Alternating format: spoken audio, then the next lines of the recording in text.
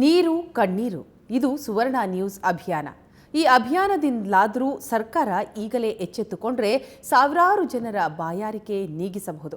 ಅಂತಹ ಮನಕಲಕುವ ಕಥೆಗಳು ಸುವರ್ಣ ನ್ಯೂಸ್ಗೆ ಎದುರಾಗ್ತಾನೇ ಇವೆ. ಇದು ರಾಯಚೂರಿನ ಪುಟ್ಟ ಹಳ್ಳಿಯೊಂದರ ಕಥೆ. ಆ ಜನ ಕುಡಿಯೋ ನೀರು ಹೇಗಿದೆ ಅಂತ ನೋಡಿದರೆ ಸಾಕು, ಅವರು ಅನುಭವಿಸ್ತಾ ಇರೋ ಭೀಕರ ಸಂಕಟದ ಸಾಕ್ಷಾತ್ ದರ್ಶನವಾಗುತ್ತೆ.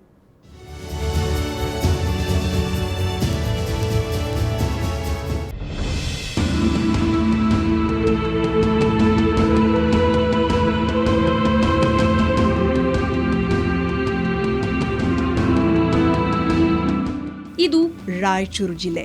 ಈ ಜಿಲ್ಲೆಗೆ ಒಂದಲ್ಲ ಅಂತ 2 ನದಿಗಳಿವೆ, ತುಂಗಭದ್ರೆ ಮತ್ತು ಕೃಷ್ಣ. ಆದ್ರೆ ಕುಡಿಯೋಕೆ ನೀರಿಲ್ಲ.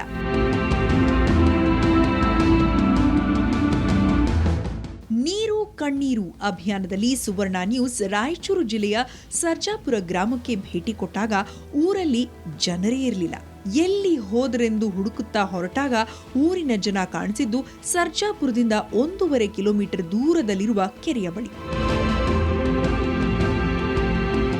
ಈ ಊರಿಗೆ ಕೆರೆಯ ಈ ನೀರೇ ಆಧಾರ. ಈ ನೀರೇನು ಶುದ್ಧವಲ್ಲ, ಹೊಲಸು, ಕೊಳಕು.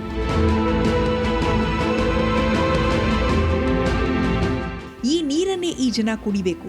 ಕುಡಿದ್ರೆ ಬೇದಿ ಗ್ಯಾರಂಟಿ, ಕಾಯಿಲೆ ಕಸಾಲೆ ತಪ್ಪಿದ್ದಲ್ಲ. ಈ ಕುಡಿಯೋ ನೀರು ಪೂರಾ ಕೆಟ್ಟೋಗಿ ಜನರಿಗೆ ಬಾತ್ರೂಮ್ ಆಗೋದು, ಹೊಟ್ಟೆ ಇಸ್ಗೋದು ಪೂರಾ ಪ್ರಾಬ್ಲಮ್ ರೀ. ಪೌಡ್ರ್ ಎಲ್ಲ ಅದರಲ್ಲಿ ಏನು ಹಾಕೋದಲ್ರಿ, ಅಸಲು ಏನೇನು ನೀರೆಲ್ಲ ಕೆಟ್ಟೋಗ್ಬಿಡ್ತಾವ. ಈ ನೀರು ಬಿಟ್ರೆ ಇವರಿಗೆ ಬೇರೆ ಗತಿ ಇಲ್ಲ. ಮಕ್ಕಳು, ಹೆಂಗಸರು, ಗಂಡಸರು ಎಲ್ಲರೂ ಸೈಕಲ್ಗೆ ಬಿಂದಿಗೆಗಳನ್ನ ನೇತು ಹಾಕೊಂಡು ತಳ್ಳುವ ಗಾಡಿಯಲ್ಲಿ ತುಂಬಿಕೊಂಡು ನೀರಿಗೆ ಬರೋದು ಇಲ್ಲಿ ಸಾಮಾನ್ಯ. ಈ ನೀರು ಆರೋಗ್ಯಕ್ಕೆ ಹಾನಿಕರ ಅನ್ನೋದನ್ನ ಯಾವ ವಿಜ್ಞಾನಿಯೂ ಹೇಳಬೇಕಾಗಿಲ್ಲ, ಡಾಕ್ಟ್ರು ಹೇಳಬೇಕಾಗಿಲ್ಲ. ಕಣ್ಣಲ್ಲೇ ನೋಡಿದ್ರೆ ಸಾಕು, ಈ ನೀರನ್ನ ಪ್ರಾಣಿಗಳು ಕೂಡ ಮೂಸೋದಿಲ್ಲ. ಸ್ನಾನ ಮಾಡೋಕ್ಕೂ ನೀರಿಲ್ಲ, ಏನಕ್ಕೆ ಕುಡಿಯೋಕ್ಕಷ್ಟೇ. ಒಂದು ಊಟ ಮಾಡೋ ಟೈಮ್ ಒಂದು ಗ್ಲಾಸ್ ತುಂಬಿಕೊಂಡ್ರೆ ಅದು ಒಂದೇ ಗ್ಲಾಸ್ನಾಗೆ ನೀರು ಕೊಡೋದು ಎದ್ದೇಳಬೇಕು. ನಮ್ಮೂರಿಗೆ ಬಂದರೆ ಊಟ ಕೊಡ್ತಾರೆ, ನೀರು ಕೇಳಿದ್ರೆ ನಮ್ಮ ಸರ್ಜಾಪುರ ಯಾರು ನೀರ ಕೊಡಂಗಿಲ್ಲ. ಕೇವಲ ಮನೆಗೆ ನೀರು ತುಂಬಿಸೋದಕ್ಕಾಗಿ ಈ ಗ್ರಾಮದ ಮಕ್ಕಳು ಶಾಲೆ ಬಿಟ್ಟಿದ್ದಾರೆ. ಶಾಲೆಗೆ ಹೋದ್ರೆ ಮನೆಯಲ್ಲಿ ಅಪ್ಪ ಅಮ್ಮ ಬೈತಾರೆ. ಮನೆಯಲ್ಲೇ ಇದ್ದು ನೀರು ತುಂಬ್ತಾ ಇದ್ರೆ ಶಾಲೆಯಲ್ಲಿ ಟೀಚರ್ ಬೈತಾರೆ. ಜಗ್ಗೆ ಸಮಸ್ಯೆ ಆದ್ರೆ ಬರೀ ನೀರು ತರಕ್ ನಾವು ಸಾಲು ಬಿಟ್ಟು ನಿಂದಿರ್ಬೇಕ್ರಿ. ಸಾಲು ಬಿಟ್ಟು ನಿಂದ್ರ ಟೀಚರ್ ಆ ಕಡೆ ಬೈತಾರ್ರಿ, ಹಂಗೆ ಬರ್ಬೇಕ್ರಿ.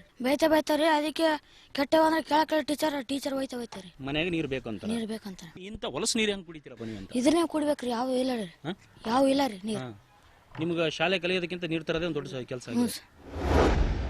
ಇದನ್ನು ಸರಿ ಮಾಡೋಕೆ ಹೂಳು ತೆಗೆದ್ರೆ ಸಾಕು, ಕೆರೆಯ ನೀರು ಕ್ಲೀನ್ ಆಗತ್ತೆ, ಊರಿನ ಬೋರುಗಳಲ್ಲೂ ನೀರು ತುಂಬುತ್ತೆ.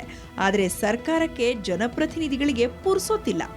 ಇನ್ನು ಬೇಸಿಗೆ ಅಂಬೆಗಾಲಿಡ್ತಿರುವಾಗಲೇ ಪರಿಸ್ಥಿತಿ ಹೀಗಿದೆ. ಇನ್ನು ಸೂರ್ಯ ಸುಡತೊಡಗಿದ್ರೆ ಏನು ಗತಿ?